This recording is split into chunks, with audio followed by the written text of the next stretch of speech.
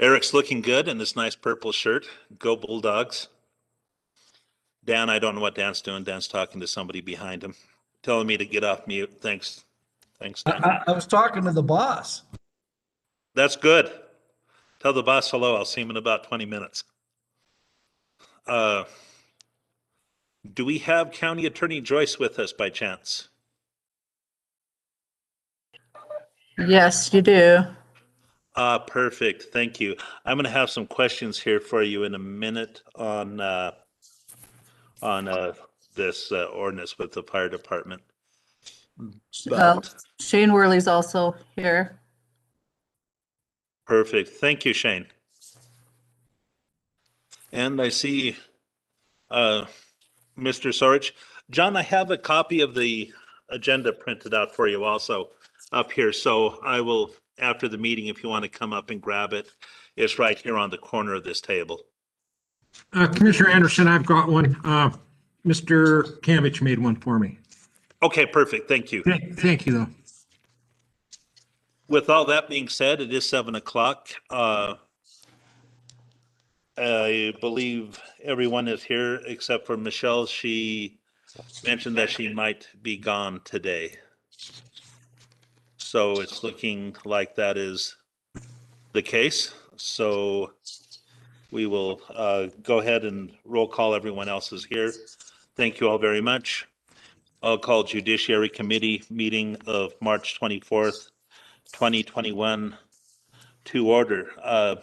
First item on the agenda is Council Bill number 2021-02, ordinance number 2021-02, an ordinance amending Chapter 2.16 of the Butte-Silver Municipal Code entitled Fire Department, specifically amending sections 2.16.030, 2.16.060, 2.16.320, 2.16.321, 2.16.327, 2.16360, 2.16.380, 2.16.390, 2.16.391,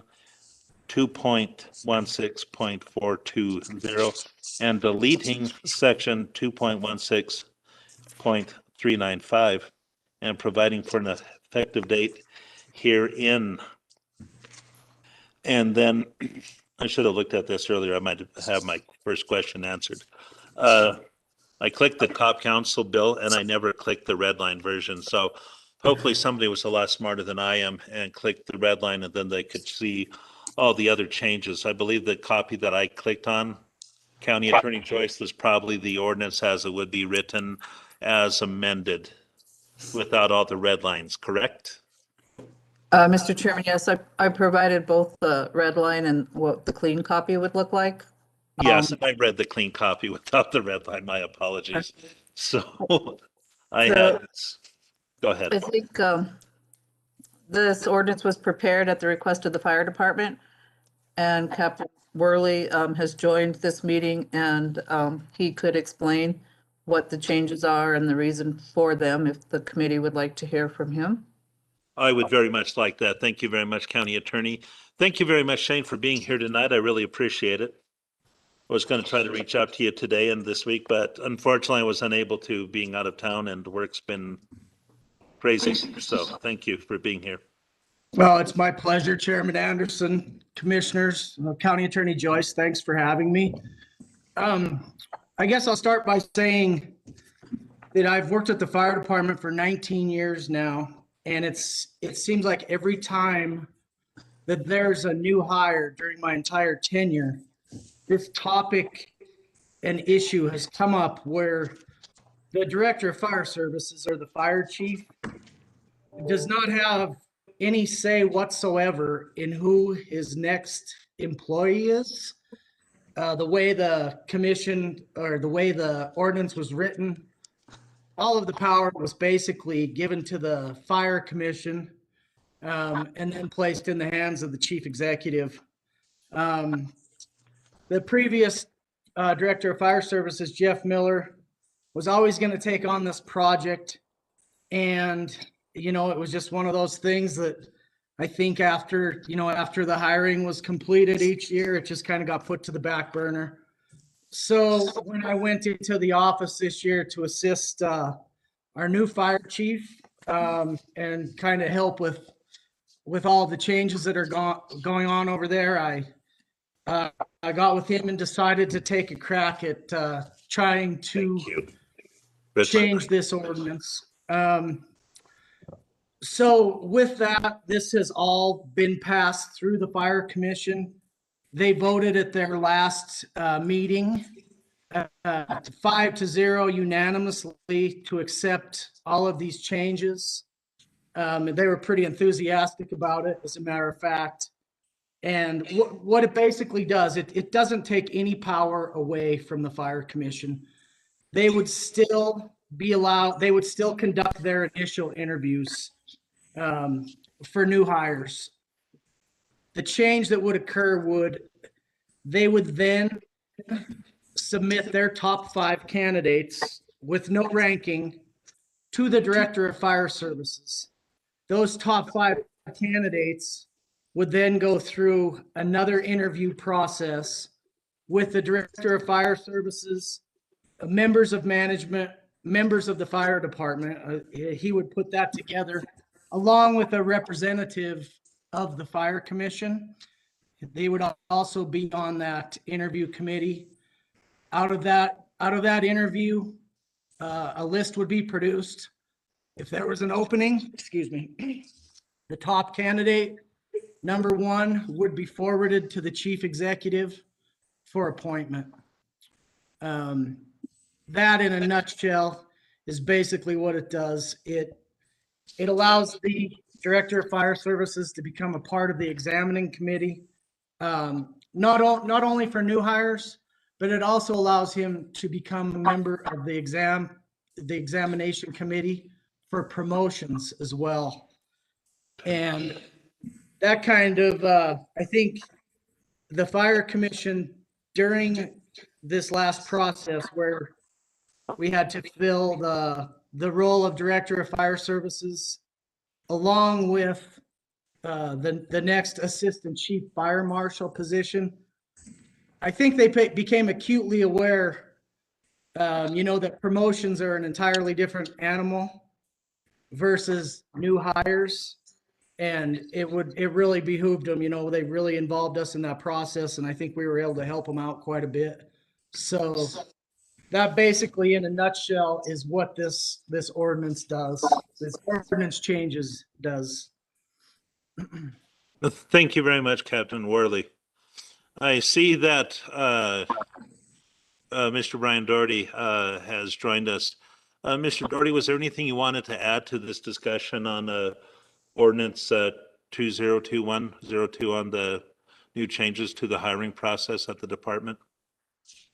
Yeah, Commissioner Anderson, thank you. I apologize. I was a little bit late logging on. I was having some Wi-Fi issues, and I don't want to repeat anything that Battalion Chief Worley had said. Really have sunk our heart and soul, thanks to Battalion Chief Worley, in on this project to change something that's been kind of out of whack in our department for a long time since I've been there and prior to.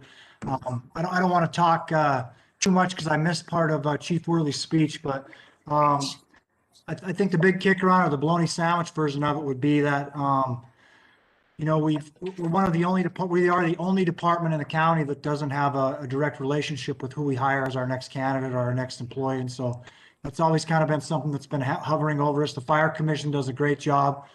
We had at least 3 meetings with the Fire Commission to discuss these changes in the ordinance, and they were fully on board with it. The chief executive expressed that he's on board with these changes. And what we're essentially trying to do, and the only real change in it, is that the Fire Commission is still going to be directly involved with our probationary firefighter hires. What that means is the process that we use is we're going to get 30 applicants coming up for 3 positions at our fire department, and we're running it through now a new private entity, which is PST, Public Safety Testing. And so we've got all that set up. But the Fire Commission, we receive the applications. We have a review committee for the applications and a point system that breaks down The application's in a real fair point system to decide. If the commission wants, to interview 10 people for that initial interview, this is how we've always done it and we'll continue to do it. We will chop that list down to 10 of the best candidates coming off the application pool. The fire commission is going to interview those 10 candidates and then cut that down to 5 and send 5 unranked names to, if we get these changes into the director of fire service and his administrative representatives to then conduct an interview and then rank those individuals 1 through 5 on a list and send 1 name to the chief executive for appointment. The promotion side of it is going to basically stay the same. As Shane elegantly touched on, the promotion process is an entirely different evil because you're dealing with people that are going into supervisory roles, and we always play an important part in that role as well. The fire commission will continue to grade on the promotions, how they've graded for the last 20 years. And then we always bring a chief in from the outside to conduct the scenario points for that process as well. So that gets a different set of eyes on a 60-point checklist to grade that out. So none of that promotion process will change. So I think these changes in the charter have been a long time, in the ordinance have been a long time coming, and we thank you for looking at this and going through these changes with us. And if you guys have any other questions on anything, me or Chief Worley can certainly answer them for you at this time and hopefully get this pushed through. Thank you very much. I guess it's Chief Doherty, with your new title. Thank you. I'll take Brian all day long, Mr. Anderson. That's fine with me. Thank you. Any questions from the committee? Going once, going twice. Mr. Go ahead, Mr. Sorich, Commissioner Sorich, and then Commissioner Callahan. Thank you, Mr. Anderson. Captain Worley and Chief Doherty, thank you for taking this on. And you're right. This is something that should have probably been looked upon a long time ago. And I guess I'm just viewing it as putting the fire department leadership roles in a more active place to where they can, they can use their expertise to, for the hiring and for the hiring and new hires. And anyways, I think it's a good thing, and it's going to benefit Butte-Silver Ball. So thanks for doing this.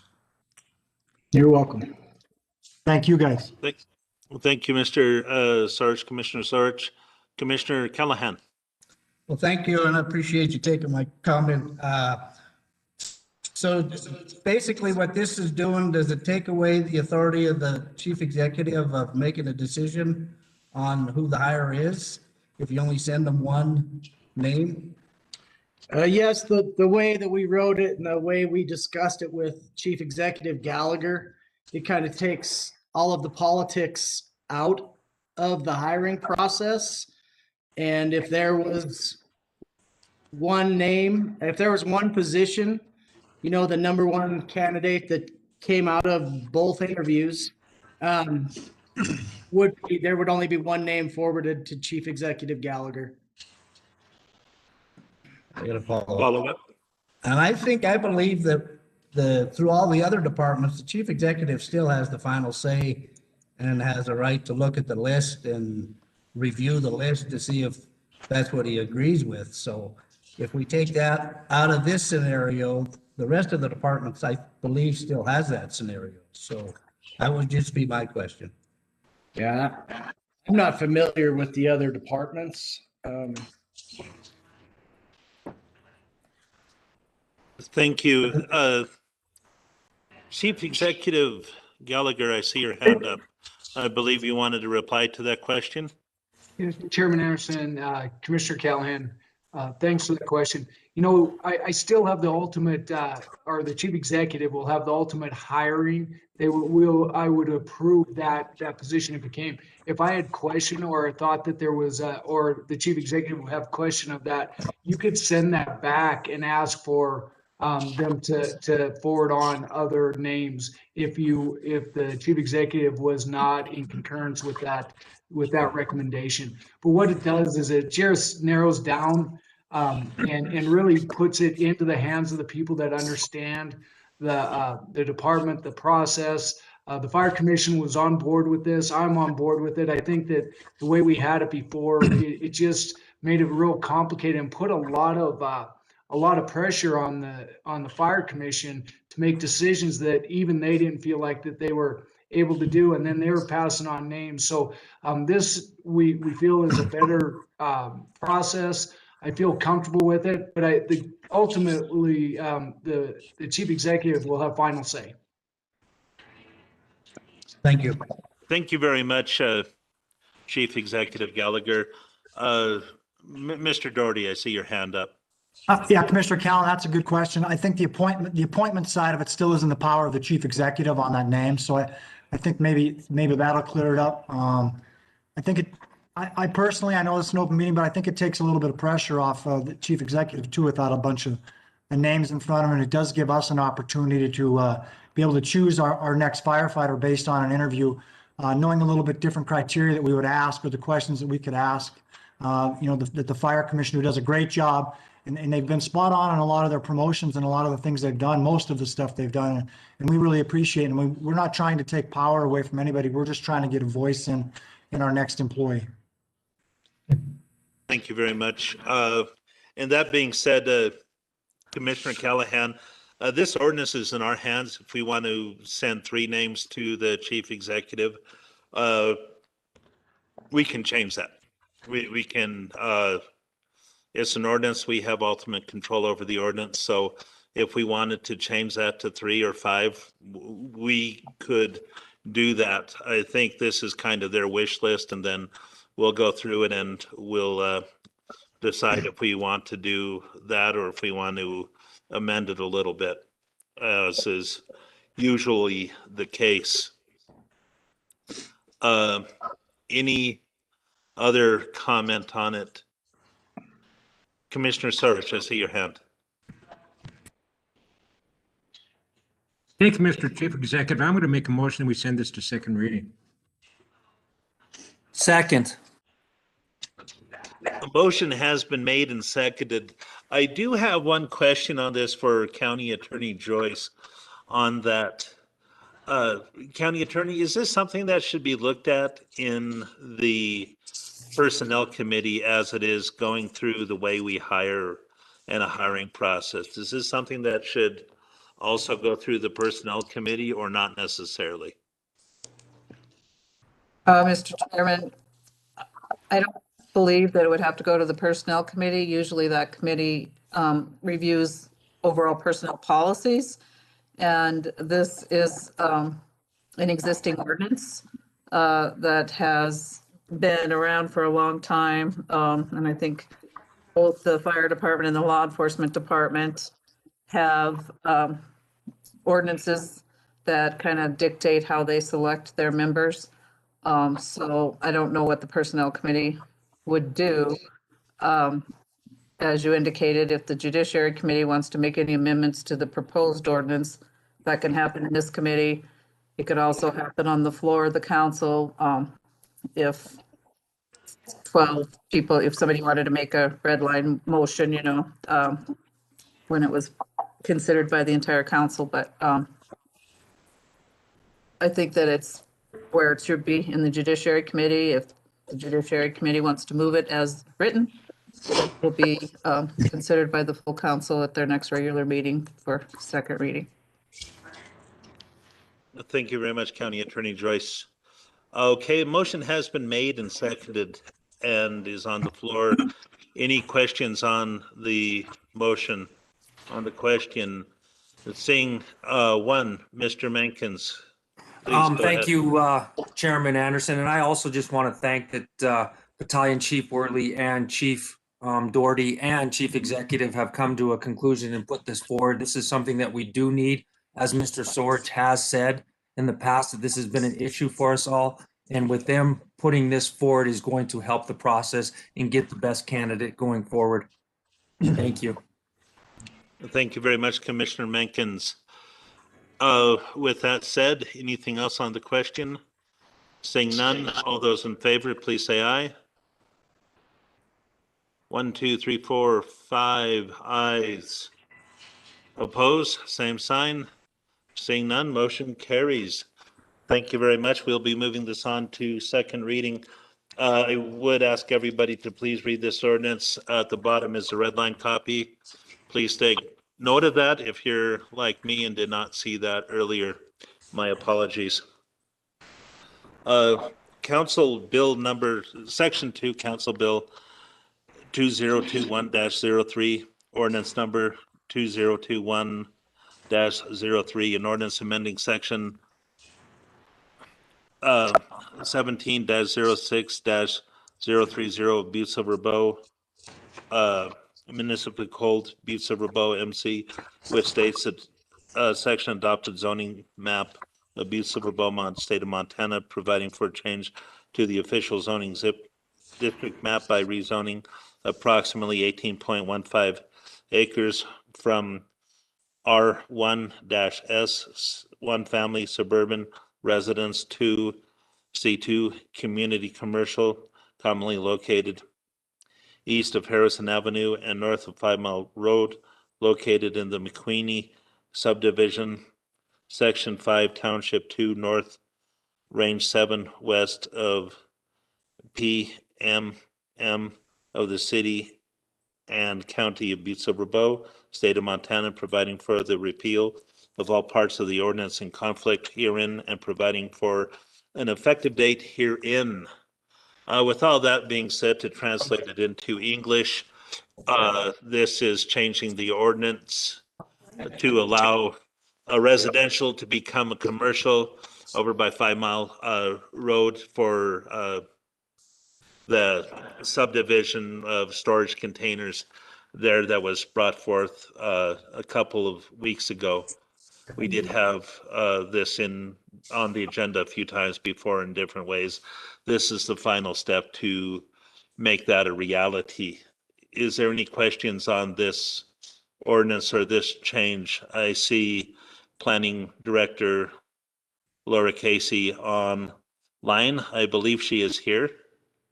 If she has any comments, I would hear from her. Otherwise, I will take questions from anybody. Chairman Anderson, members of the committee, I think you said it perfectly. You have seen this before in a couple different variations for this zone change, and this is the final step to make it in the ordinance it'll be a change to the zoning district map.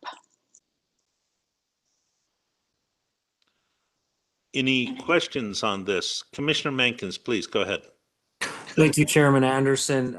Thank you, Planning Director Casey. Do you see anything or foresee anything why that we shouldn't be moving this forward at this time? Chairman Anderson, Commissioner Mankins, no, I don't. We've held 2 public hearings on this recommended ordinance change, one before the planning board and one before the council. And at the planning board, we did get a few comments. It was not in regards to the zone change, but the storage containers themselves. And currently, we don't have any design standards that would prohibit them from using storage containers, but we did not have any opposition to the zone change itself, from changing it from residential to commercial. A follow. Thank you, Planning Director Casey. And with that design standards, do you see us as Butte-Silver Bow moving forward with design standards with that? Chairman Anderson, Commissioner Mankins, the planning board has asked us to look in to see what other cities do with those shipping or Connex containers. And so we are in the process of researching that, and we'll bring that back to the planning board for a recommendation of what they would like to do. Thank you. Thank you, Commissioner Mankins. I kind of have a follow-up in the same regard. Even with no standards set aside, can we add standards to that in this body before we approve this? The one concern I had during the presentation before and some of the pictures we looked at, and he said that this would be cleaned up, and I don't know if that's something that is going to be held, his feet held to the fire on or not, but there appeared to be quite a bit of graffiti and other things on some of these Connex containers that he currently has on site. And I just worry that, it just made me worry about that it doesn't look very good to have a, it looks like a bunch of railroad cars just stored there. I'm just kind of worried about the appearance of it in the neighborhood. Chairman Anderson, we could not change it in this. This is an ordinance to do the district itself. And so that would have to be a separate text amendment to the ordinance.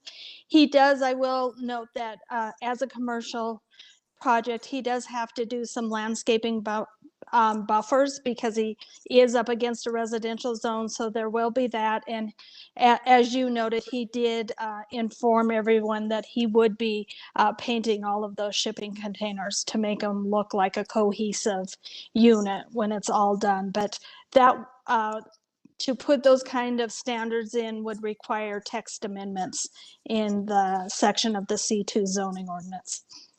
And then a follow-up for myself. I know that if there is an exemption, like a zoning exemption, we offer sometimes that there is some concern about that. Is there anything like that on that? Chairman Anderson, in this particular case, no, because he would be a permitted use within the C2 Okay. zoning district. Thank you very much. With that, I will entertain a motion on this. We can hold it or move it to second reading. Those are two options basically at this point, or reconvening after the meeting. So I would entertain a motion from anyone. Make a motion that we move it to the second reading. Second. Motion has been made and seconded. Anything on the question?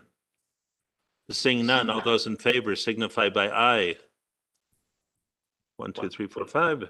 Looks like everyone. Nay, same sign. Seeing none, motion carries. Motion for adjournment. So made. We are adjourned. Thank you all very much. Thank you. See you in 2 weeks and in 5 minutes.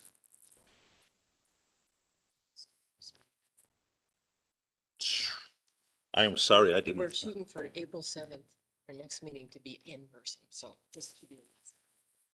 Yay. I'll get out of your, oh. I am. Right after. Thank you, ma'am. Oh, a nice warm seat. Woo-hoo. When someone set me up here, I never know what I'm doing. I gotta get Bill out of here, right? Okay, thanks, Nate. I'm an idiot. I don't remember. I just choose to remember certain things. Leave meeting.